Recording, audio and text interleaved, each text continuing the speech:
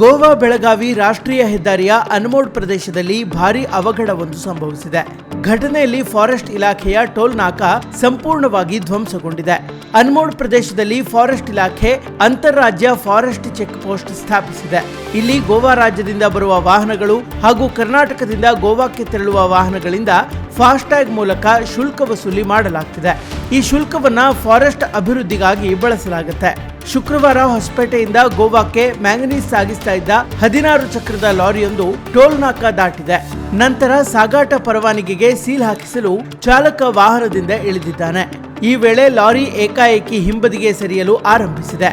ನಿಯಂತ್ರಣ ತಪ್ಪಿದ lorry toll ನಾಕಾದ gate, FASTag ಯಂತ್ರ, ಸೋಲಾರ್ ಲೈಟ್ ಹಾಗೂ ಸಿಸಿಟಿವಿ ಕ್ಯಾಮೆರಾಗಳಿಗೆ ಡಿಕ್ಕಿ ಹೊಡೆದು ಭಾರೀ ಹಾನಿ ಉಂಟು ಮಾಡಿದೆ. ಘಟನೆಯ ಸಮಯದಲ್ಲಿ ಅಲ್ಲಿದ್ದ 2 ಸಿಬ್ಬಂದಿ ವಾಹನ ತಮ್ಮತ್ತ ಬರುತ್ತಿರುವುದನ್ನು ಗಮನಿಸಿ ತಕ್ಷಣವೇ ಜಿಗಿದು ಪ್ರಾಣಾಪಾಯದಿಂದ ಪಾರಾಗಿದ್ದಾರೆ. ನಂತರ ಲಾರಿ ಹಿಂಬದಿಗೆ ಜಾರುತ್ತಾ ಹೋಗಿ ರಸ್ತೆ ಬದಿಯ ಗಟಾರದಲ್ಲಿ ಸಿಲುಕಿಕೊಂಡು ನಿಂತಿದೆ. ಘಟನೆಯಲ್ಲಿ ಟೋಲ್ ನಾಕಾದ ಮೂಲಸೌಕರ್ಯಕ್ಕೆ ದೊಡ್ಡ ಮಟ್ಟದ ನಷ್ಟ ಉಂಟಾಗಿದೆ. ಚಾಲಕನ ಅಲಕ್ಷ್ಯವೇ ಅಥವಾ ತಾಂತ್ರಿಕ ದೋಷ ಘಟನೆಗೆ ಕಾರಣವೇ ಎಂಬುದರ ಕುರಿತು ತನಿಖೆ ಮುಂದುವರೆದಿದೆ.